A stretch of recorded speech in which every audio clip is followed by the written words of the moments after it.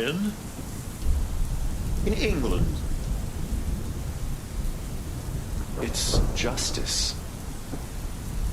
What? The lion's name, Justice. It was in the evening papers, sir. Escaped from the zoo this morning.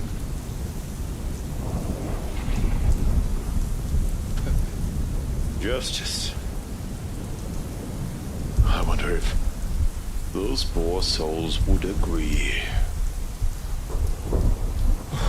I suppose it's just one of life's droll, pointless, unsolvable secrets.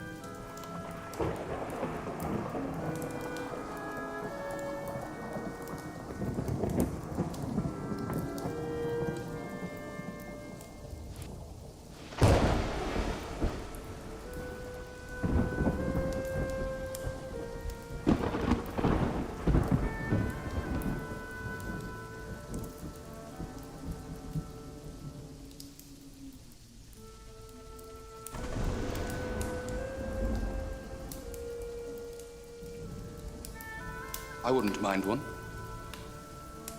What? I count that number 3.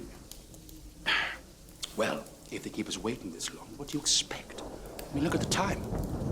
Madame always appears just minutes before midnight. Quite right, your ladyship. Why is that? Waiting for a pumpkin to arrive? She feels that the doors to the other side open only at midnight. Well, as long as she keeps the doors to the liquor cabinet open, I'm not complaining. Don't be vulgar. This is a shrine. With a light. Terribly sorry, I'm a committed non-smoker, as is young Master Bonprix. No one seems to have a match in this place. That's a rather nasty cough you have there. I just want to get this over with and get back to my club. Why then did you even bother to come? Oh, no, you don't. I know how these spiritualists work, sending out their spies to fish for information. Oh, very vulgar. Oh, I'm dreadfully sorry once again. Edwin, please do behave. And that goes for you, too. Snooping around like a shadow. Oh, don't mind Jenkins. He's deaf as a post. You're pulling my leg. A deaf butler. What, is there a blind cook to match? In any case, why shouldn't her ladyship know the reasons for your attendance? She'd have to be a damned fine spy to know the answer. What? To the question, what's the combination? A combination? To the safe. What are you talking about? Well, you see, Edwin inherited his father's industrial empire. The problem is that his secret papers are locked in a safe that we can't open. Oh, can't you force it open? Can't. As the family solicitor, I have advised against it. The safe contains a special mechanism by which any documents inside would be destroyed by acid, should it be forced open. My, must be some seriously dirty linen hidden inside. Oh, yes. And that's all you're going to know. That's more than I needed to know. By the way, I've been meaning to ask. There's a doll over there.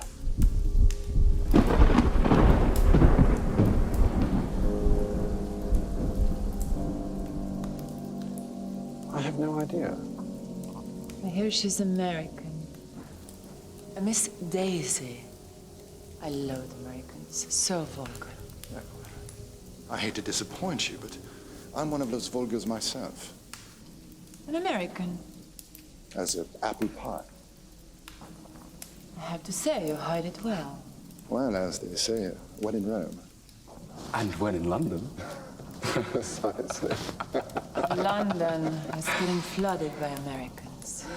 That lady over there, Miss Mings, I believe she's an American too. An American she may very well be. The lady? She's Madame Morloski's secretary. What a looker. It smells. No, that's Miss Daisy. She will be mine tonight. You predict that. Can you really? Just look here. Yes. I can predict it. Red means I will be her lover. Black means she will be my mistress. What about the zero? Zero is marriage, so very little threat of that happening.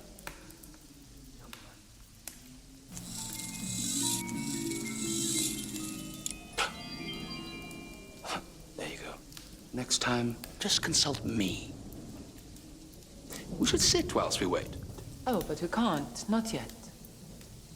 Why not? It's almost midnight. The Madame insists all 12 seats at the table must be taken. And there are only 4 of us so far. Yeah, what are those things? You'll see. What on earth was that? The doorbell for the deaf. Don't say. So the butler really is deaf. As stone. Why doesn't she get one in proper working order? Well, it's become part of the furniture. I suspect there's more to their arrangement. After all, the rest of him appears to be perfectly serviceable. I hope it's a busload of American tourists so we can finally get this night started.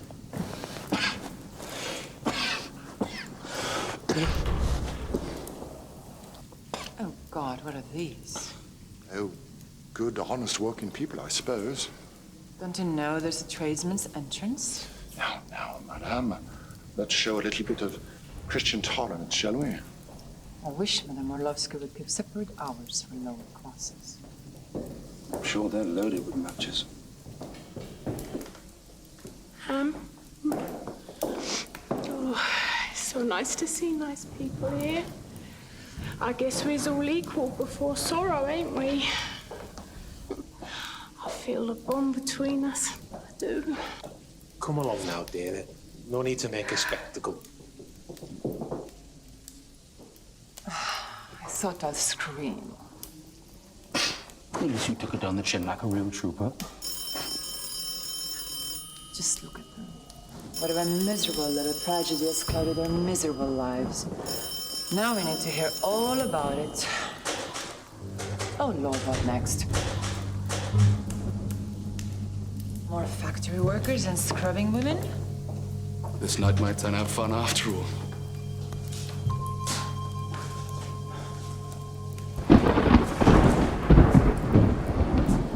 Brandy. Quick, Rose.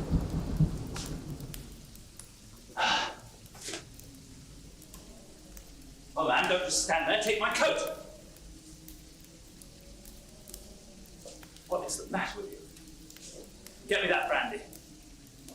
What, are you deaf or something? He is indeed deaf, my good sir. A deaf butler? Well, I'll be damned. What a welcome after 2 hours' drive through a shitstorm. Please. I call a spade, madam. Want me to light that for you? No. Anyway, you can't stay. What? This is a private gathering. You must go. Mr. Arnhem, tell him. You see, sir. Wait a minute. Wait a minute. I'd like to see you try. I guarantee you all a knockout. And you would be? That's my business and nobody else's. I'm just here for the table tapping. A seance. Call it a Sabbath, old gal, as long as I get some answers. Wait, man. I need my coat back. There's something in my pocket I must have. Oh, Goddamn, you're deaf, right? Look, my coat must have. Do you understand? Bring back my coat. I think we have a problem, sir. I think we do. My coat. I'm on it. Back. I heard you wanted a brandy, sir. You heard right, lass. Not like that other chap. I am Madame Morloski's secretary. You see, our butler is unfortunately... Deaf as a doornail, I hear. However, you see, sir, we're fully booked tonight. Only invited guests. Fully booked? What is this, the Savoy Hotel? There was no mention of that in the Times. In the Times, Madame hasn't advertised for over a month. A month, a year, who cares? This joint's still open, ain't it? This here says seances every midnight. There are what, 12 seats at that table? I drove all the way from London. I'll be damned if I leave here before I get some answers. Now look here, my good man. Don't you good man me, brother. You're talking to a middleweight boxing champion. I was about to suggest that you join us. Miss Mills, will you please take care of the man's coat?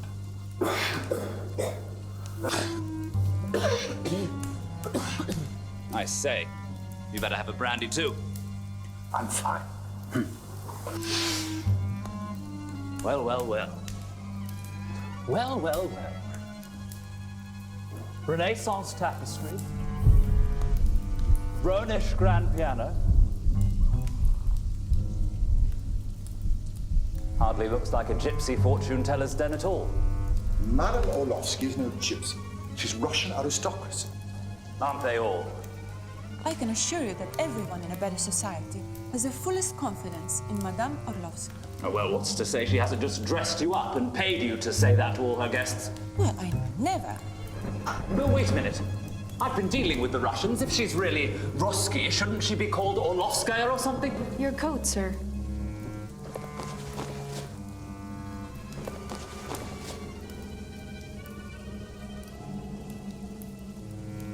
Wait a minute. Haven't I seen you somewhere before? I don't think so, sir. I never forget a face. It'll come to me.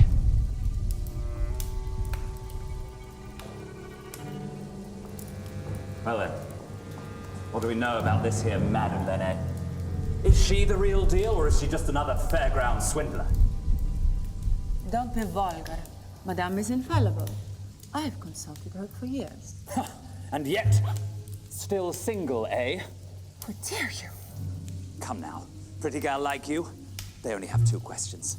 Either how to find a lover, or how to get rid of one. If you insist on being vulgar, I shall ignore you.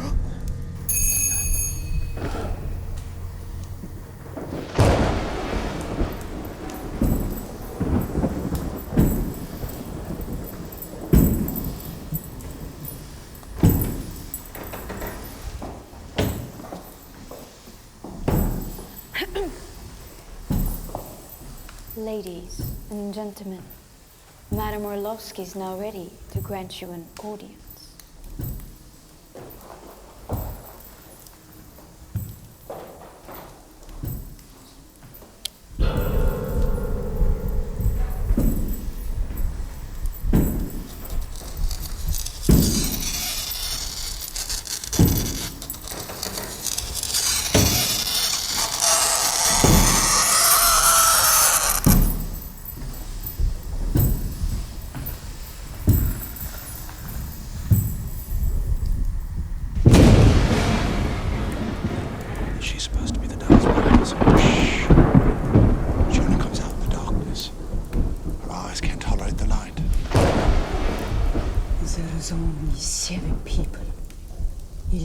Supposed to come. It's this awful weather, madam. There were cancellations. I must have 12 people at the table. Go and fetch the cook and the driver.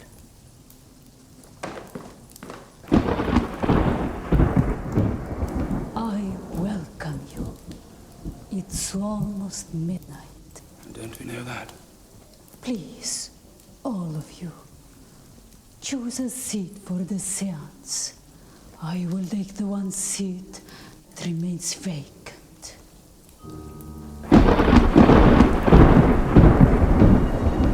Let's see if I can get next up, Miss Daisy. Oh, no, you don't. You won't be able to concentrate.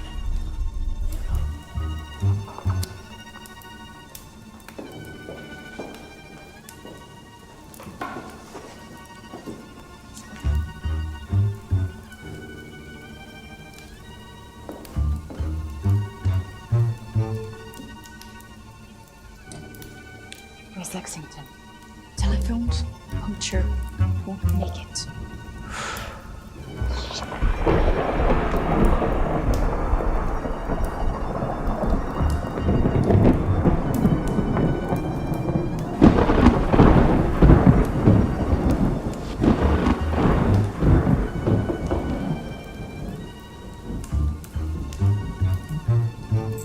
Sit. You can leave when the midnight has chimed.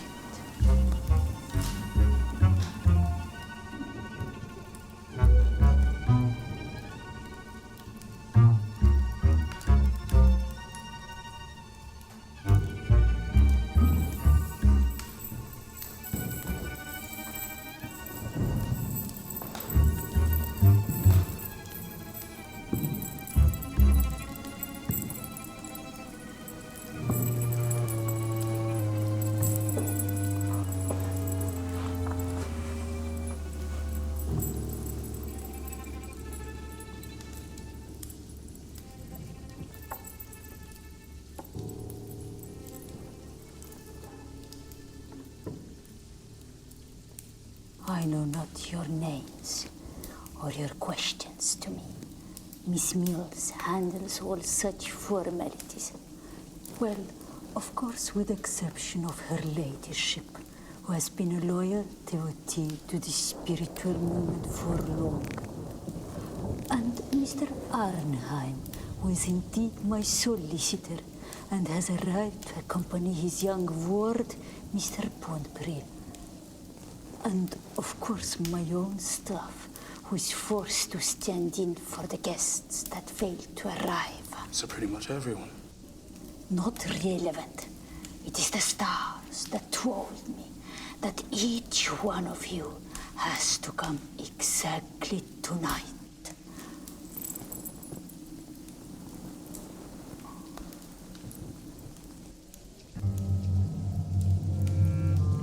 Yes, I can feel it. Tonight's the night. Before the bell chimes 12 times, 3 secrets will be revealed at this table. Yes, 3 secrets. I'm a man.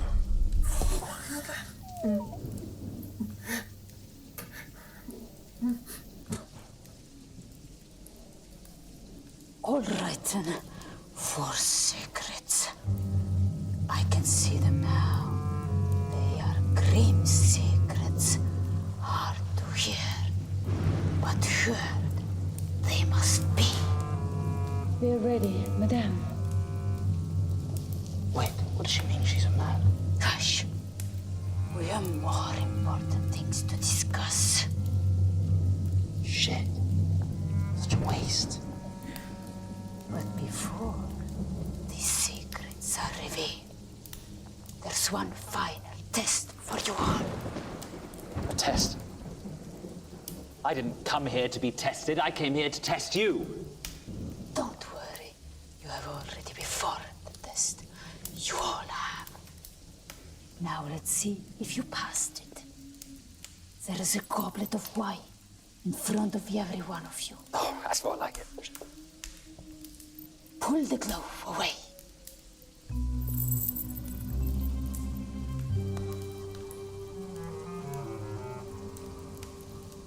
The spirits have led each of you to your star sign.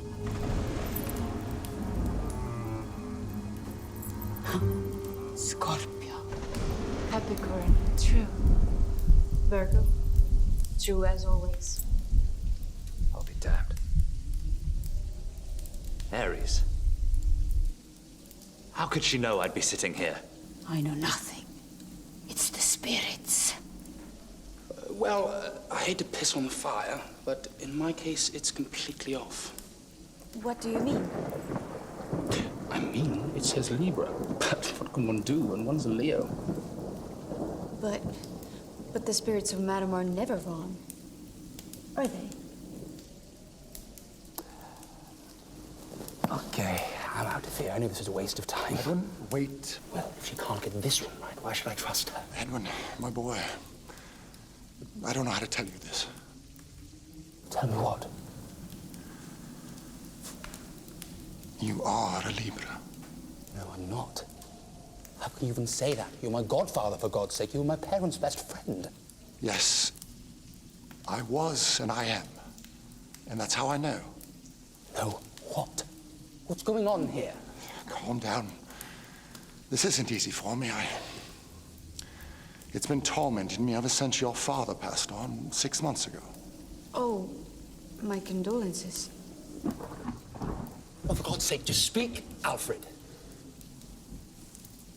The Bonprix were not your real parents. What? I'm sorry you had to find out like this. I was waiting for the right time or place to tell you. Of course, they're my parents. I'm their heir. Yes. The man who loved you and raised you as a son was not your real father. Luckily, you were too young to remember your mother.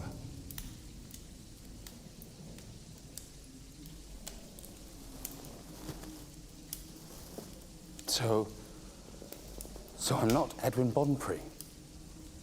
Of course you are. Only not from the start. One secret has been revealed. That was cruel of you, Madame Morloski. Alfred, you can't leave it at that. Tell me who my real parents are. The Bonprix were unable to have children of their own, but they were reluctant to adopt publicly for fear of casting doubt on the legitimacy of their heir. So they went abroad for a short time, ostensibly to give Mrs. Bonprix a rest cure. And when they returned, it was with a child. He looked a little older than a newborn, but on your birth certificate was stated October 3rd, as would seem appropriate. Wait a minute. Are we obliged to sit here and listen to your sob story for the rest of the night?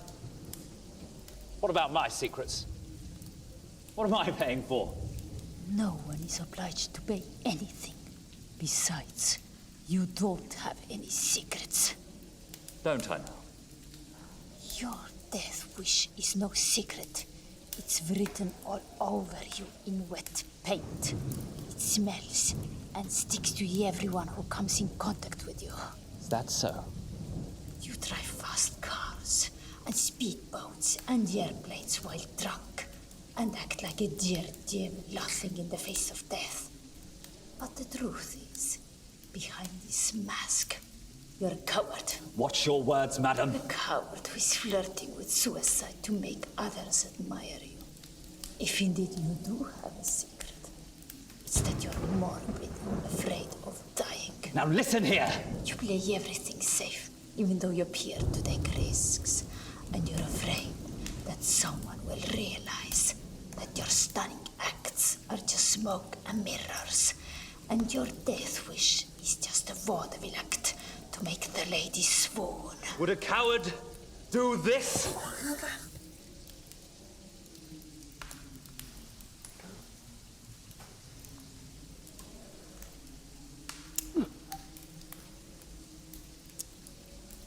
You know as well as I do that this Russian roulette of yours always lands on zero, because the only bullet in your cylinder is an empty shell, like yourself. Infallible, are you? Would you be willing to bet your life on that? Put that away! No. Pull the trigger. I dare you. Pull it 6 times in a row. Then we'll see the truth.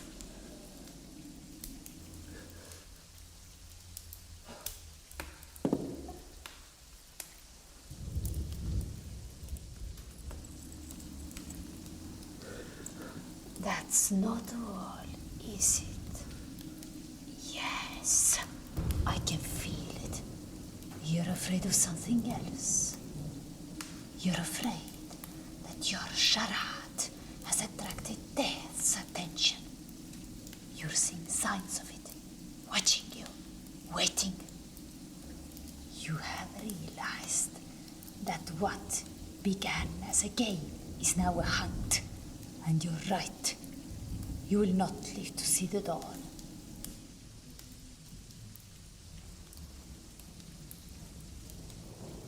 What? You heard me. You'll die tonight. But if you please, not in my house. So I suggest you leave now. Leave? Yes, we're through with you. There's nothing more. I die tonight? Yes, one way or the other. That plays no role. But since we have more important things to discuss here, Miss Mills will help you with your coat.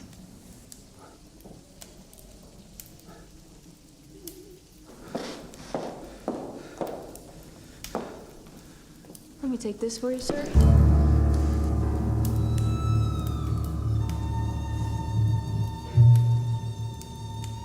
Wait a minute.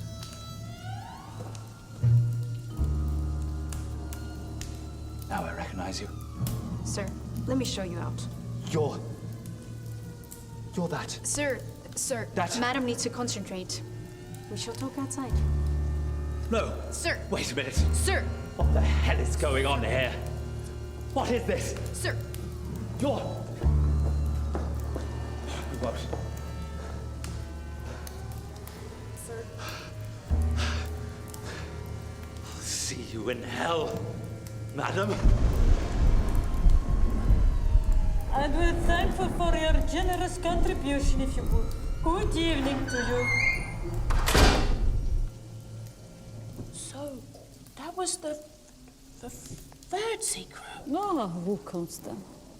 So how will he die? Will he crash his car? Probably the way he has been going. But not tonight. You mean he isn't gonna die tonight? Oh dear, no. From what I see, he unfortunately still has many healthy years ahead of him.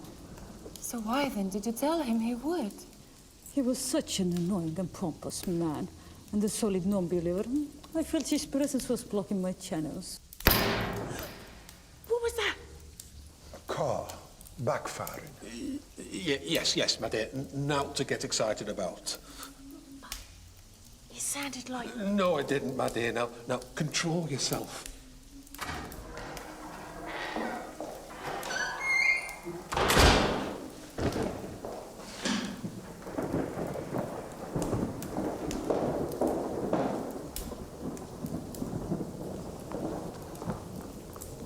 He's gone. Quite in pieces. Suits him fine. Might temper his arrogance for a little while. Edwin, are you all right? I'm... The news hasn't quite sunk in yet. Please. We must concentrate. It's almost midnight, and there's still a lot to be revealed. Now, let's join our fingertips.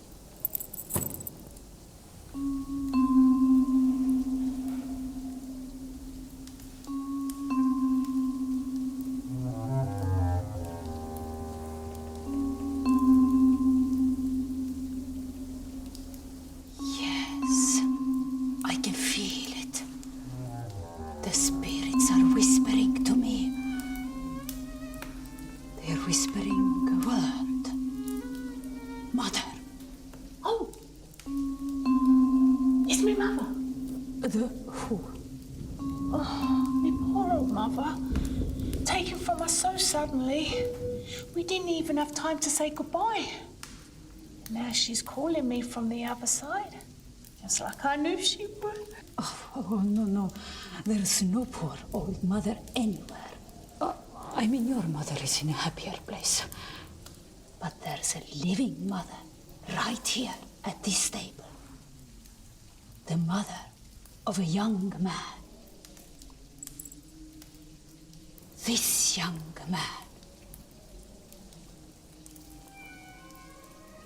You're not saying that. I'm not saying anything the spirits don't want me to say.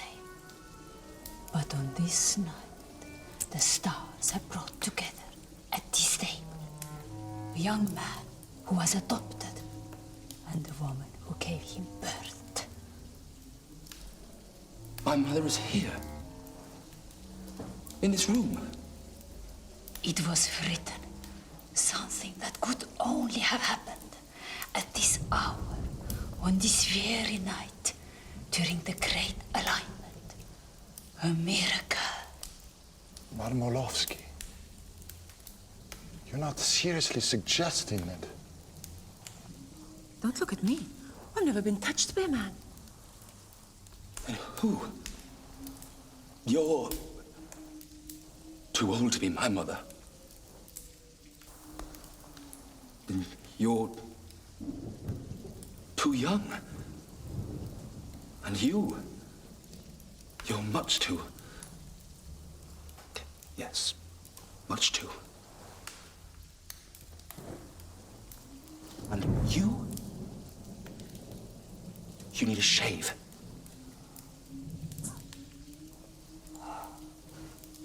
Madame Morloski, how could any of these women possibly be Edwin's mother? But you yourself said you don't know who the woman was. Well, at the time in question, the Bonprix were in Europe. I stayed behind in London to take care of family business. I'd always assumed from remarks made later on that Edwin may have been the son of a Paris street girl. Alfred! Sorry, Edwin, that was indiscreet of me. Please forgive me. Wait. Paris. You said Paris. Yes, the family rented a villa in Maison Lafitte. I'm seeing things. It becomes clear to me. It is the heat of summer. Very, very hot. It was 21 years ago, wasn't it? Yes. Edwin became of age just 1 month ago. The child was bought for the sum of 1,000 francs. How could you possibly know that? I wired the money myself. Then it's all clear to me. The nice English couple. The cries of the baby boy as he's wrenched from his mother's arms. And the bitter tears of that mother, thinking she will never see her son again. The tears I can still taste. But you don't mean... You? You're my mother? I am. You're what, like 100 years old?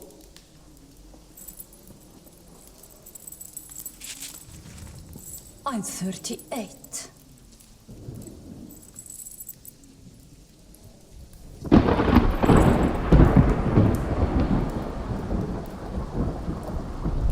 Let me take a look at you, my poor son. After all these years. But how can this possibly be? You must explain. I knew something would happen tonight. The stars are in a mystical alignment. But to answer your question, I was a young girl of 17, fleeing the horrors of the revolution. The Bolsheviks had taken everything, had killed my family. I fled to Paris, penniless, waiting for my fiancé to join me. And then I learned that he too has been murdered. So I was there, poor, abandoned, with child. I was desperate. Until a nice English couple approached me and offered to take my son and give him everything he could ever want in life. My mother?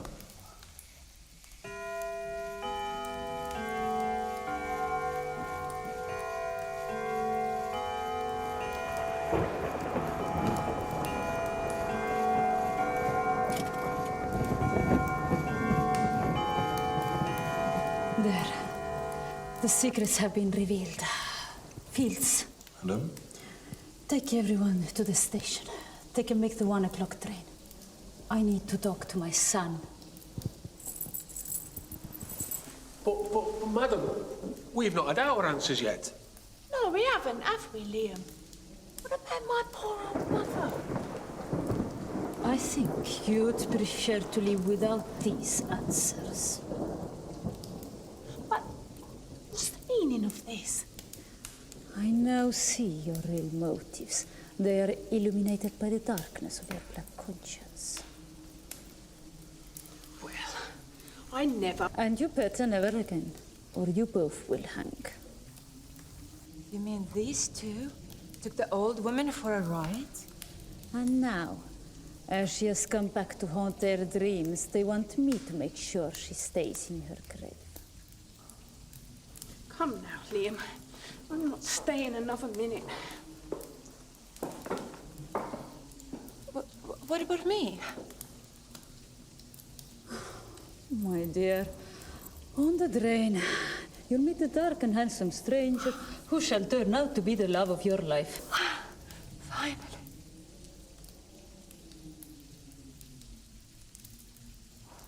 And the exact same goes for you.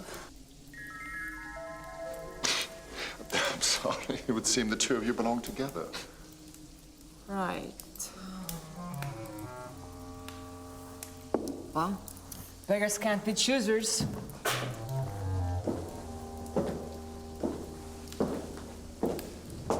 Come on, me laddie. I'll make a man out of you yet.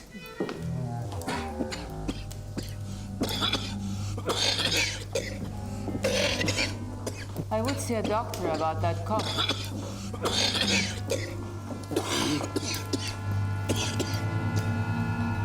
Oh, I need a drink. I think you should be sober to hear what I have to say. All of this has sobered me up just fine. Very well.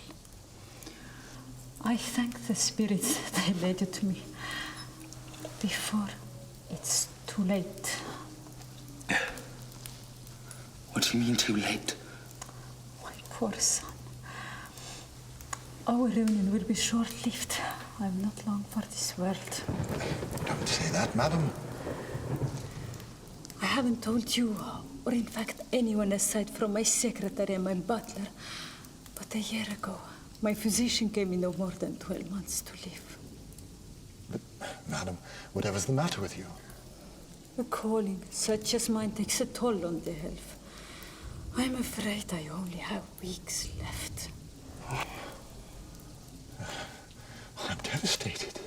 But can't you get a second opinion? Do you require anything else, madam, before I depart? Yes, my dear. Some paper and a pen. Right away, madam. Wait, why is she leaving? Doesn't she sleep here? Especially if your health is bad. This is an evil house. It's haunted by many restless spirits. No one can bear to stay here but Jenkins. He will drive Miss Mills home and then return. And this house is haunted? Only I am able to control the spirits. Everyone else are driven mad by the voices that seem to whisper right into your ear. From the floorboards and from the walls. Jenkins seemed to be mute, as he's deaf. But, madam, mother, you can't be dying.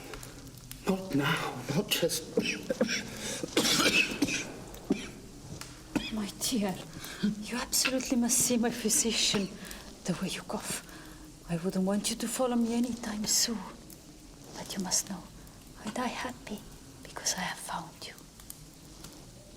Don't talk of death. Not now, when we've finally been reunited. It is written.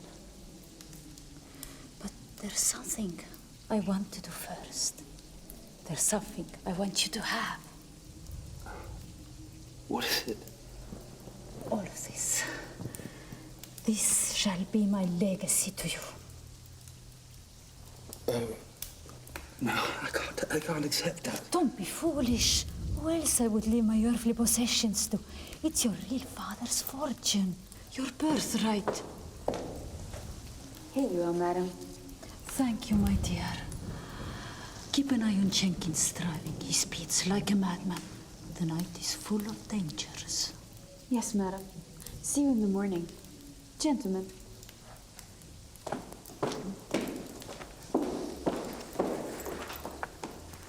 This paper, I give it to you, Mr. Arnheim. You're good at drawing up last wills. Here? Now? Yes. I had a feeling my heart will not survive this unexpected happiness. I want everything to be taken care of. So, right. I, Zina Ivanova, otherwise known as Madame Morloski, being of sound mind, hereby bequeath all my earthly possessions to my son, who was taken from me at birth, and thereafter raised under the name of Edwin Bonpré, and with whom I have now been reunited. You will add the rest of the necessary formalities yourself. Done. So, this is a legal document to prove that Edwin is my son, and will, as my only living relative, inherit everything. It will be once it's signed by the witnesses. How many witnesses are needed? Normally 2, but since the guests and the servants have left... Thoughtless of me. Can you be the witnesses? You and your Edwin. Anything for you, Mama. Well, it is unusual to have the beneficiary sign the will. It would indeed confirm that you acknowledge Madame Morloski as your mother, and vice versa. Yeah, that's fine by me.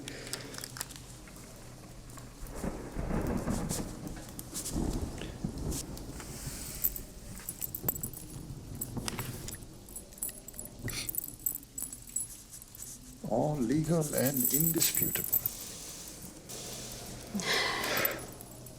I trust, Mr. Arnheim, that you are willing to take this document into your safekeeping. Yes, that would probably be wise. But, my dear, I'm so overwhelmed by our reunion that I quite forgotten that you came here for a reason of your own. Oh, no, it no longer seems so important. But it is. Wait. I'm sensing it. It's about your father, the man who died recently, making you his heir. Oh, yes. No, there's something I needed to know. We must resume our original positions.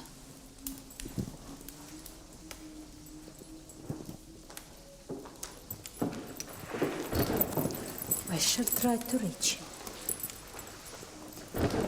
Let's form a spirit triangle.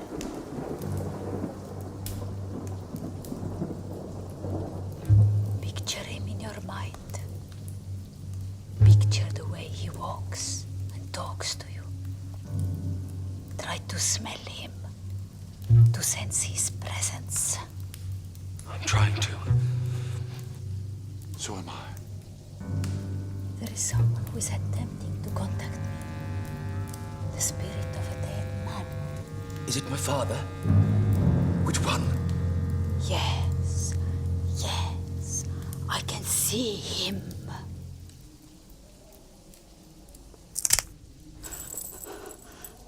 What was that? Sorry, what was what? I thought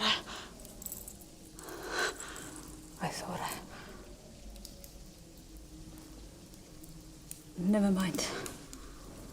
Are you making contact with my father? With yeah. Mr. Bonpré? Yes, yes. I can see a man. A large, stout man. A master. That must be him.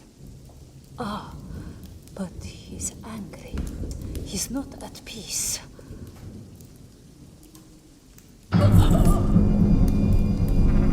Oh, you're right. God, what's wrong with her, Alfred? I believe she's gone into a trance. Something doesn't seem right. Don't like it. Whatever you do, don't break the connection.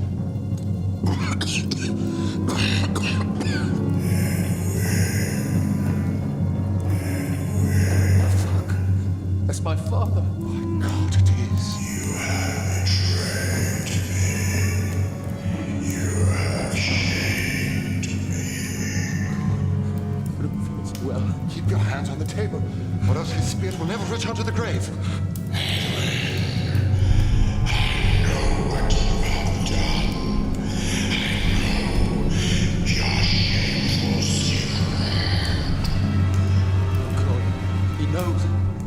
How can he? You are a vile creature, and from beyond the grave, I will cast you.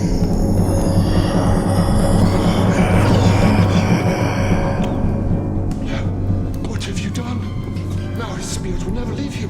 You will come with me tonight.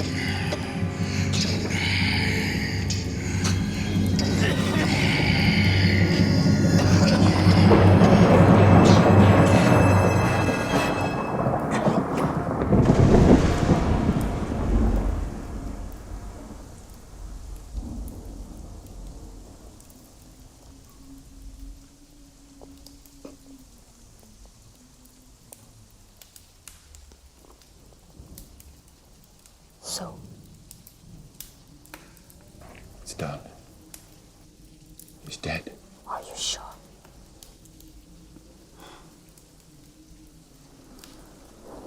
To be honest, I thought the poor bastard would kick the bucket before he signed. We only made it through by the skin of our teeth. Not a moment too soon. Did you backdate the will? It wouldn't look good for him to have signed it on the very day of his demise. Of course I did. I dated it a month prior. Good. You can come out now, Nathan. Well played, my dear. For a moment, I really did believe you were seeing things. At one point, What? I don't know. I had the feeling we really had attracted death. Well, I was so good. I fooled myself into thinking we are haunted.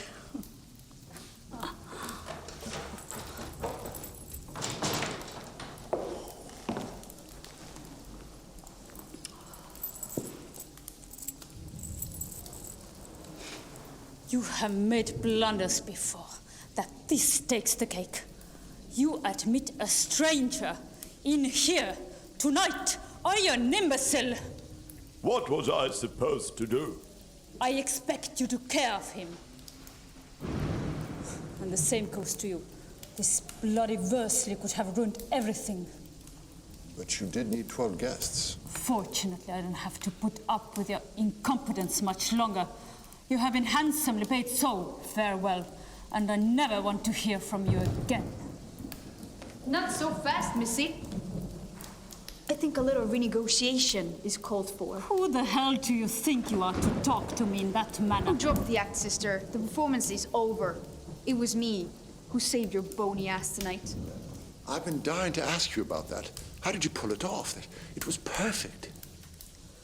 I recognized Worsley the minute he walked in. His picture was in the Police Gazette a while back. An ex-boxing chump, a despicable snob, caused the death of his wife with his reckless driving and is acting suicidal ever since, spending his nights in the slammer. When I went to fetch his coat, I had Nathan inform Madame Orlovsky, and of course I went through his pockets. He had a revolver, an empty one. And he's sitting right there at that exact spot. Molly remembered from the article that he was an Aries. So I put several Aries cups on the table as I had turned off the lights while you all were concentrated on Madame's entrance. Clara then led him to the right seat. What about Worsley recognizing you? Well, We have both been the featured stars in the Police Gazette. Aren't you worried about him coming back and causing problems? Oh, he won't be causing anything, because he won't be going anywhere. But wasn't that his car we heard backfiring? That was no car. You think he was the only one who had a revolver?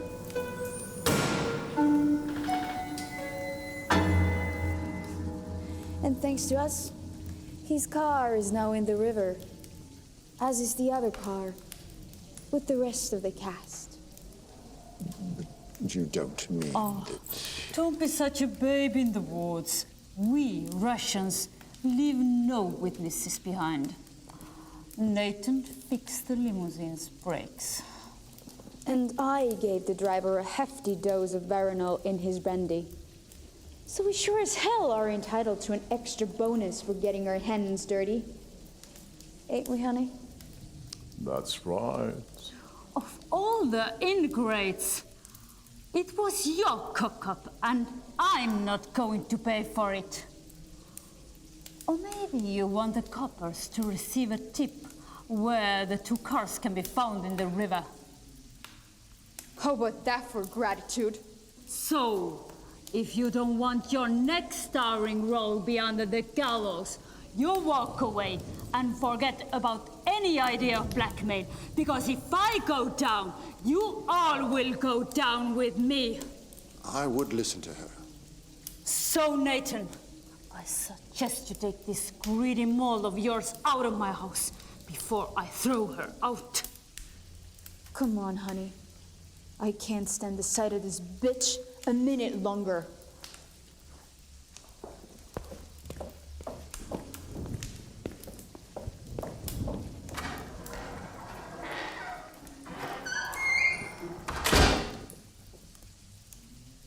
The kid was in worse condition than I thought. Usually it takes about half an hour for the ephedrine to kick in. Then again, I slipped him a double dose. I was hoping he would kick the bucket when you're on your way back to London. I got to clean the mess. Well, it's done now. So, young master, there's always a bonus for the customers that make me very, very rich. That was secret number 5.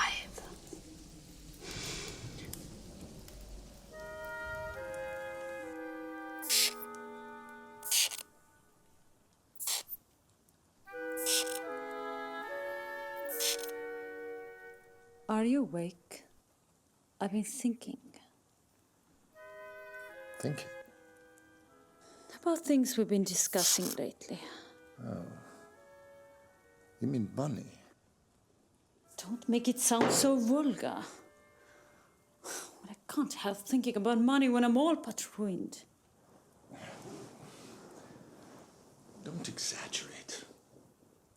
Your finances are perfectly fine. You'll be able to live comfortably. I'm not a washerwoman whose dream is to live comfortably.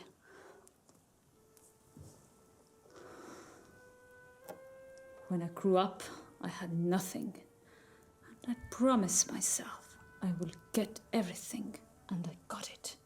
I will not lose it. Well, there's always more money to be married. Have you any more aged board members left on your list? You snatched up 3 of them already. Yes. You put me up with them fine. That I did. And then put them in the ground equally fine.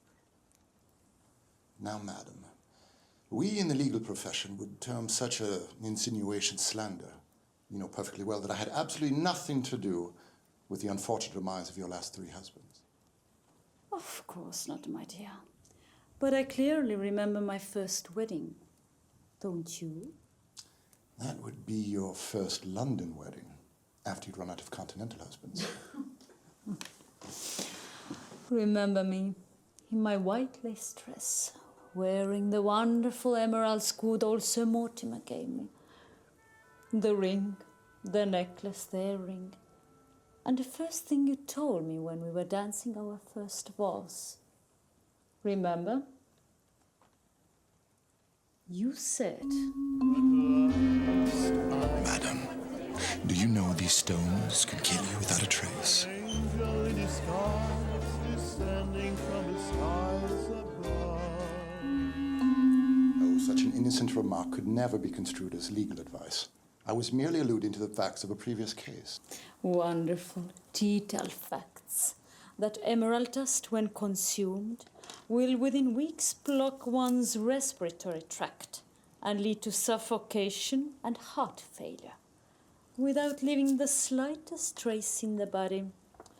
Such wonderful details of a perfect weapon told to a young woman who has married an ugly old industrialist and received these very weapons as a wedding gift.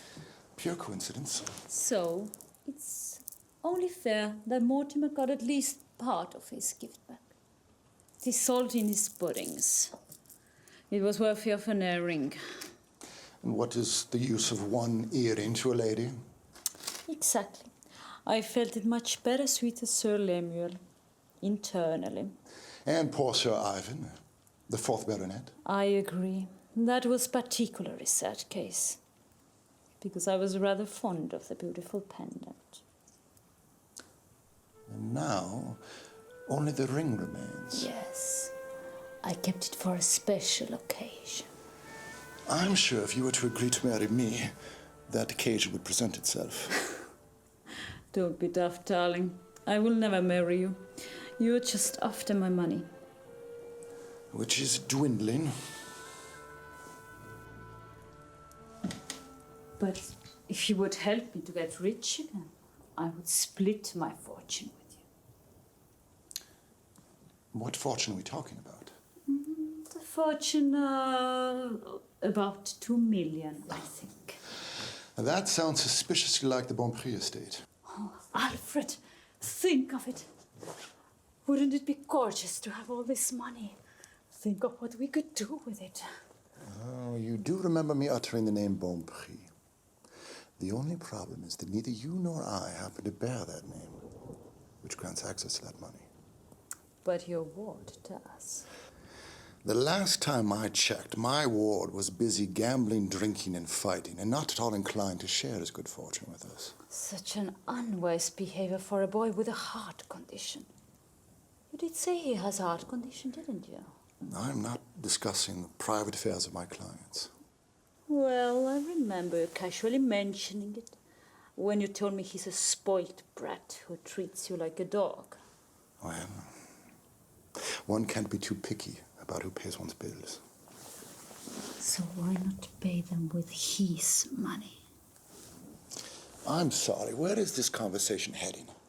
If you're looking for a fourth husband, I should warn you that Edwin Bonprix is not of the marrying age. He's just a kid. And every kid needs a mother. His mother died when he was 2. Mrs. Bonprix died, but not his birth mother. I seem to have casually mentioned quite a few things. You should never trust a woman who keeps your wine glass filled to the brim. I'll take note of that.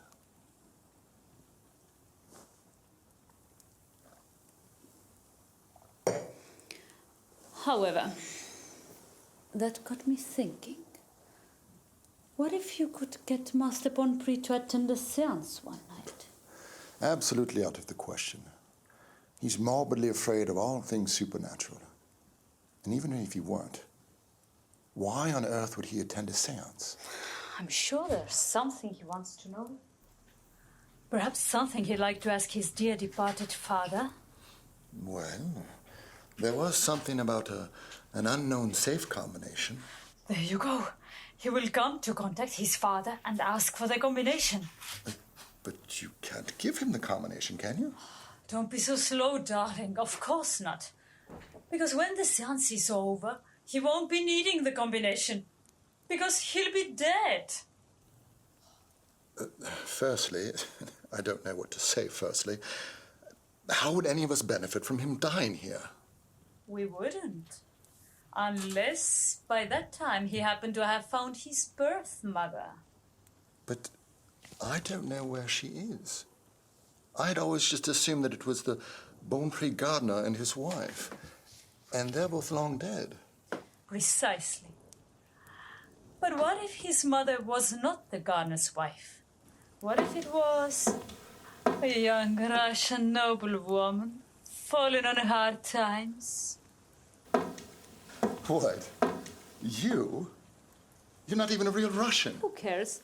I could have had a child 21 years ago and given him up for adoption. Something which you, in your capacity as his family's long-serving solicitor, could confirm. So you just invite him over here and then announce that you're his mother? I haven't quite figured out the storyline yet. Perhaps his father's spirit reveals the truth to him. The spirit of... It will be Nathan, of course. He's very good at mimicking the voices through the loudspeaker.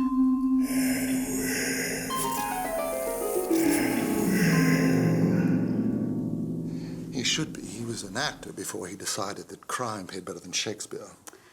You'll coach him to speak like the late Mr. Bonpré. Give me some dirt from Edwin's private life. There must be something he desperately wants to hide. Well, come to think of it, he is involved in a somewhat insalubrious affair. That's my boy. Who with? I bet it's a married woman. My lips are sealed. Oh, so it's even worse. I know. It's a married man. The gardener. The driver. I am not discussing this. I'm not even sure that Nathan is a good enough actor to convince Edwin that he is the late Mr. Bonpré. Nonsense. He puts on a star performance every seance we have. He pretends to be deaf, and Clara starts chatting people up. People don't suspect Nathan, and he picks up quite a lot. Clara? Who is this Clara? Another ex-convict in your rehabilitation program. The posh one. Right. The redhead. Well, your little criminal proteges have come in handy. Nathan has this American broad whom he used as a bait. Right, Molly Jones. A bad apple, that one. But people trust her. She acts as my secretary. Even if we could pull it off, and I'm not sure that we can, do you really think that Edwin would just sign over his fortune to you and then die for your convenience? Of course not. I am the one who will sign my fortune over to him. How? Why? What else would a dying mother do for her long-lost son? Oh, dying? Oh, you have thought this through. And if I were to name him my sole surviving relative and heir, wouldn't that automatically make me, as his mother, the sole beneficiary in the case of his death? You told me he has no surviving relatives either. Well, technically you are correct. But he himself will need to sign a document to that effect. You just get us in the same room together and leave the rest to me. I've had time to train. You just do the groundwork.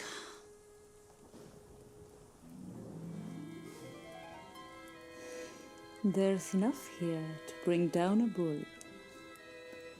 But that ring, it's worth a fortune.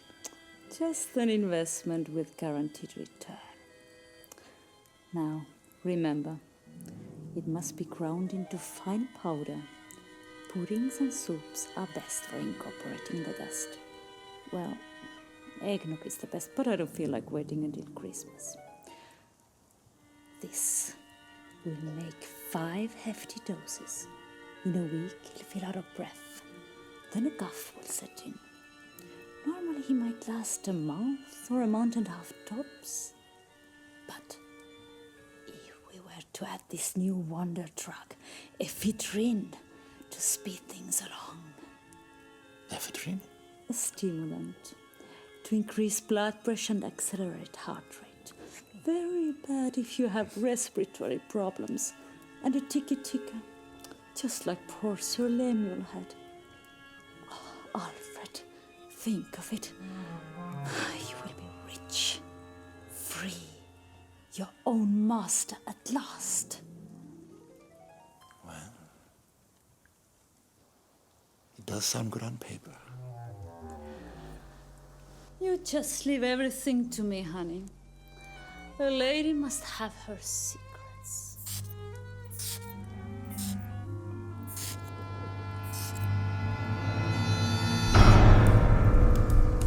That was secret number 5.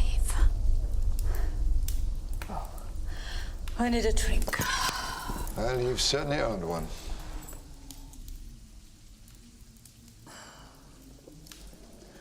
How long do you think before I actually get my money? I mean, our money. Oh, well, that might take some time. After all, it is a colossal sum. I'm thinking of Brazil or Cuba. I'm too delicate for this damp climate. And what about this house? I'll sell it lock, stock, and barrel. Can't stand this stuffy old mausoleum. Well, worked fine as a backdrop for a good old spiritualist racket, though. Well, I might buy it myself. You? You will be boating on the Riviera in a week. Oh, no, it would raise suspicion if we were both to disappear at the same time. We must keep up appearances. Well, I suppose we better call the police. Or would it look better if we called the ambulance first, to show we did everything in our power to save him? I suppose so, but why are we still sitting here in the dark? What was that? What was what? There is someone in the house. Nonsense, you're just imagining things. Didn't you hear that? I heard nothing. I'm sure I heard footsteps. There, again. Who's there? Oh, no, calm down. You're on edge. There's no one here but you and I. If those scavengers think they can come back to blackmail me. Alfred! What's the matter, dear? Don't tell me you didn't see that! I can't see anything in this darkness. Why don't you go turn on the light?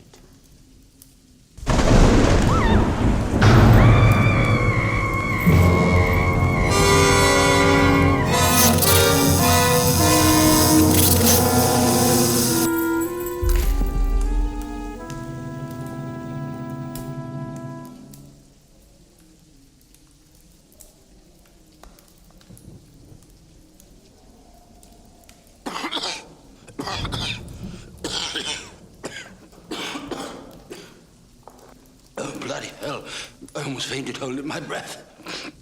The wine must have gone down the wrong pipe.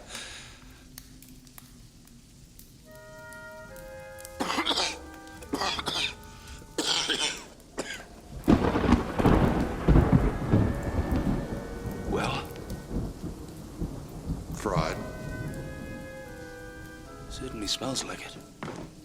As she should have been years ago. That was one hell of a job, Molly and Nathan.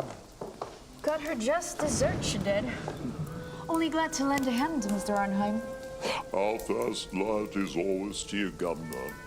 I had no doubt about that. And excellent work on that light switch. I unscrewed the casing earlier, and when I turned off the lights,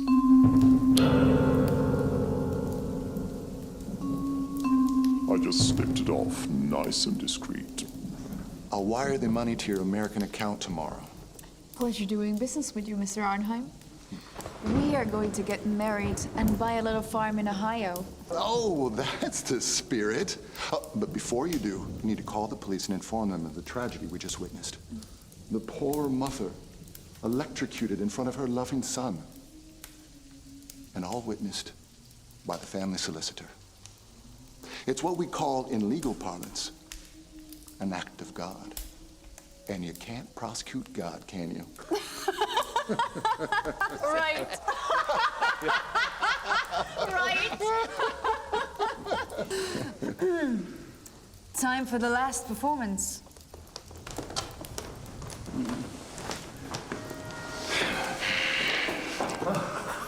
Poor, stupid Cena.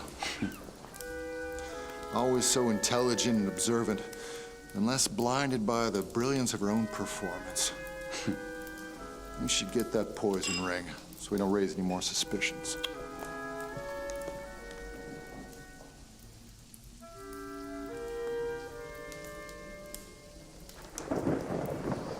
Such a clever device.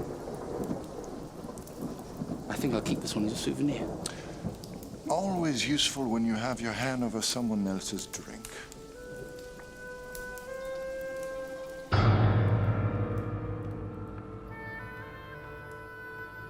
No wonder she didn't notice you swap our goblets. I myself didn't even notice that. You have nifty fingers. In my profession, you must. Oh, she looks so naked without her ring. Perhaps we should return this one to her.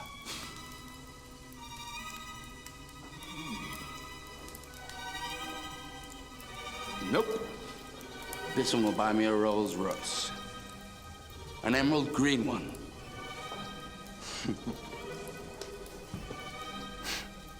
So, Mummy dearest, was this something you didn't think of?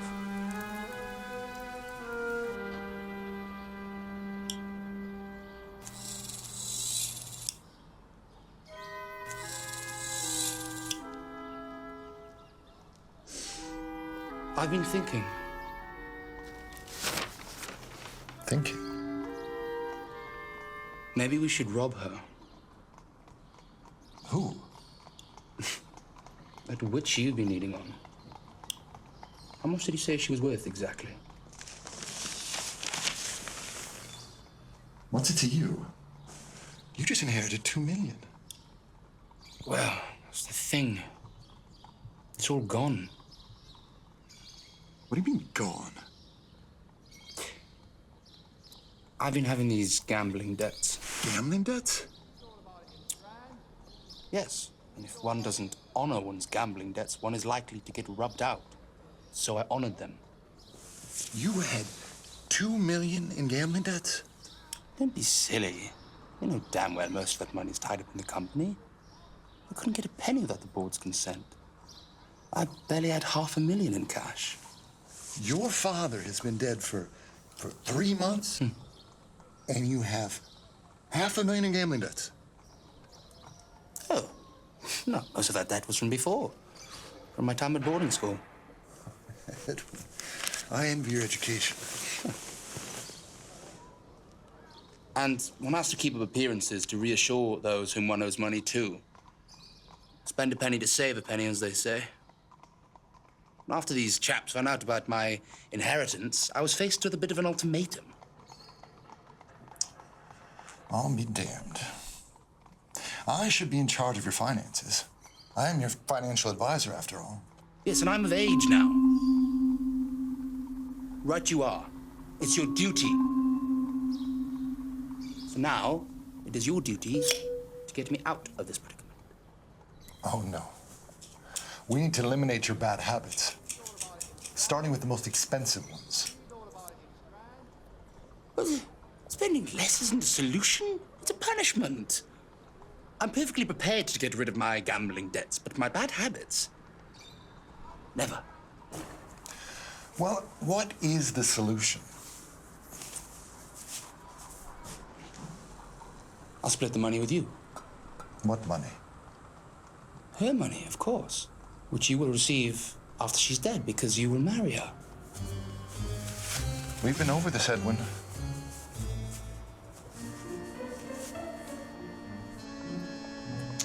She refuses to marry me. How could anyone refuse you? She knows all men are after her money. The funny thing is, she doesn't even know how much she's worth. Her hubby's died before they had a chance to give her a tour of their riches. You mean the painting? The stupid woman doesn't even realize that she has an original Da Vinci on her wall. Besides, I wouldn't dare marry her. She's a professional widow. She's put 3 husbands in their graves, and I taught her how to do it. So we could rob the painting and she wouldn't even realize. Can't you think any bigger than that? She has more than just a painting. She has stocks and bonds and properties, and she knows absolutely nothing about the market. But aren't you her financial advisor too? Couldn't you make some of these stocks and bonds disappear? Edwin, you disappoint me. Petty theft? No.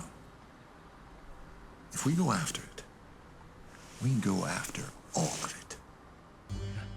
Yes, that's my Alfred. Yes. Yes, you've got it all figured out, haven't you? I can see the cork turning in that pretty head of yours. First we have to do is make her go after your fortune. Isn't she already loaded? Well, that's the thing. I've managed to convince her that her stocks are falling. She thinks her wealth is dwindling, and she can't bear the thought. Go on. Well, you see, I've told her about your immense inheritance, and she can't get it out of her head. I also mentioned that you have an incurable heart condition, asthma, and will probably die very soon. That really piqued her interest. I've also gone to great length about how much I hate you, that you are a spoiled brat, fit only for gambling, drinking, and philandering. A self-centered narcissist who always gets his way and who treats me like a dog. It's only a matter of days before she'll bring the subject up herself. I've told her that you are morbidly afraid of death and ghosts and everything supernatural. I can hear the wheels whirring in her little head. She asked, who would your fortune go to if you died? And I told her you had no living relatives left in the world. Then last week, I made my move. And I told her you were actually adopted and that your real parents were the Beaupré gardener and his wife. I could almost taste her excitement. I'm sure she will have concocted a plan by now. One that she is convinced is entirely her own. And when's your next meeting with her? In 1 hour.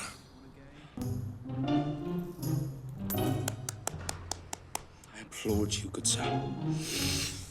And toast you with champagne. With the best. So, Mummy dear, you were wrong. That was the 5th secret. Oh my God, please. Oh. There's been a terrible... That is one hell of a performance. By Jove, it is. One should pay good money to watch that. Oh, but we are. Or are we? Whatever do you mean? Nathan behind the wheel is a disaster waiting to happen. Lead-footed driver, speeding under the influence on a notoriously dangerous cliff road in a car with no brakes in a rainstorm. I'd say there's a 50-50 chance that no payment is necessary. Make that 60-40. Without... But no, you didn't.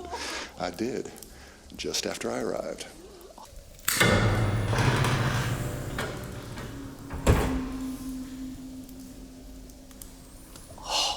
You're such a ruthless villain. State executor.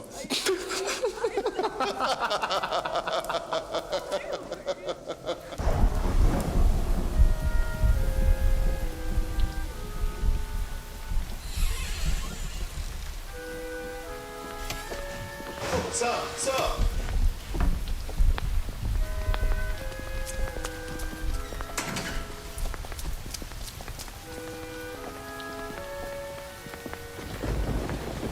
Be sure to drive safely now, sir.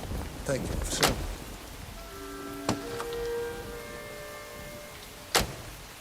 And once again, my condolences to you, sir. Thank you, officer. Thank you. Have an excellent evening. Thank you, sir. Thank you.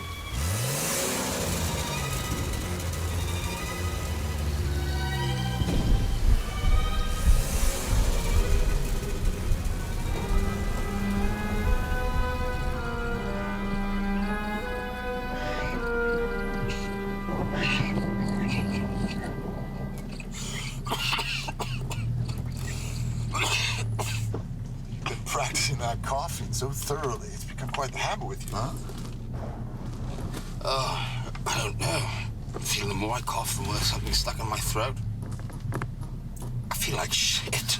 Sure, it's nothing to worry about. Anyway, that was fun. Yeah, like an American movie. Police arriving, all solemn and serious. Miss Mills crying.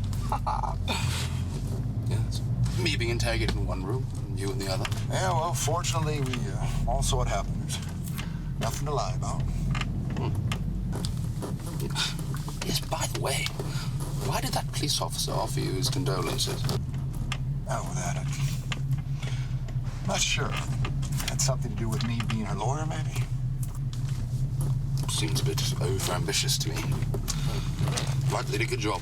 It was an open and shut case. Oh, indeed. Flawless. Almost makes me want to write a crime novel about it. Which you will never do. Of course not, no. With all this money, I'll never have to do a single thing again in my life. Never again. Don't you mean that we will never have anything to do with our lives in life? Yes, well, I've been thinking. You've been doing that quite a lot lately. Legally speaking, it's my money. Yeah? My mother left it to me. Isn't that so? Is there something you'd like to tell me? I mean, I think most of that money should belong to me. It was basically my idea. How was it? Yeah. Of course, you've been a great help to me.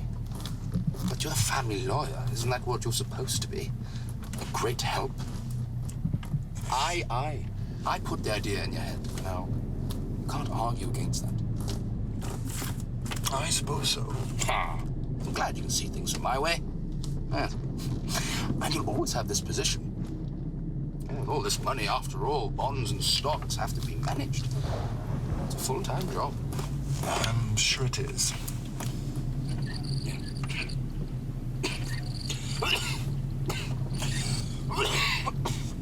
That sounds positively morbid, my dear boy. You're going to hang the check. Check the glove compartment.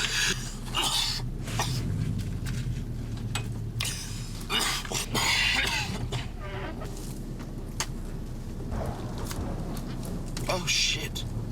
Blood. Oh, you're just overexcited. There's nothing a good night's sleep wouldn't fix.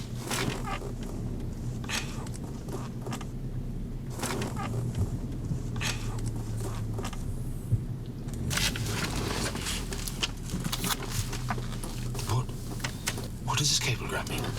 Which one? Congratulations, old friend. Kiss the blushing bride for me. Didn't I tell you? I got married on Monday. You got with? Morloski, of course. It was the final condition that I set for killing you. Don't look at me like that. It was your idea, after all. But why? Because we all loved you, boy. So you told the truth? Nothing but the truth, my dear boy. Nothing but the truth.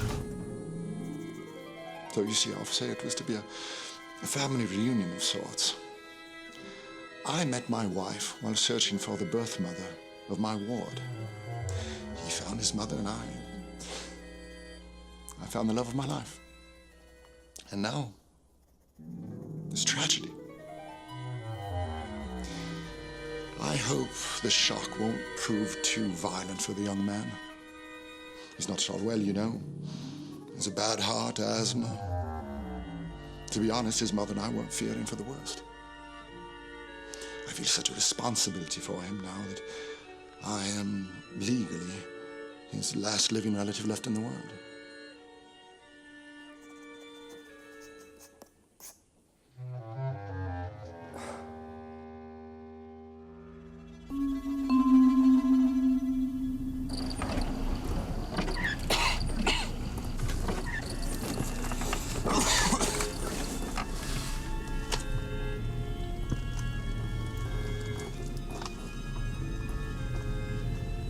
one emerald ring duplicate.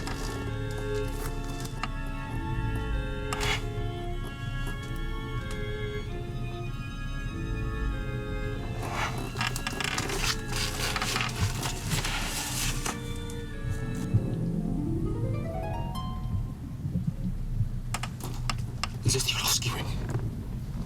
Impossible to tell the difference, isn't it?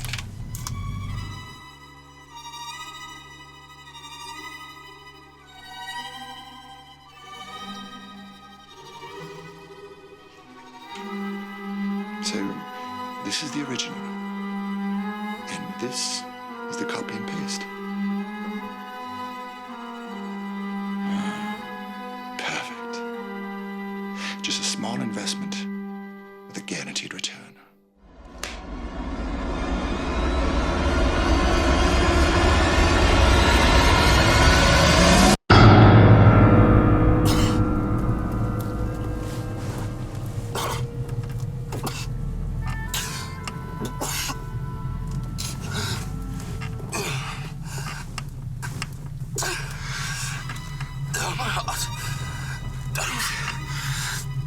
Feel so well.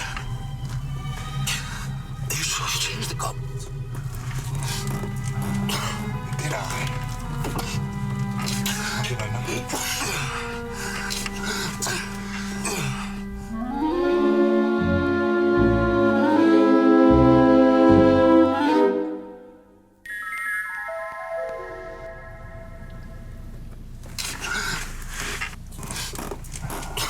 Did I?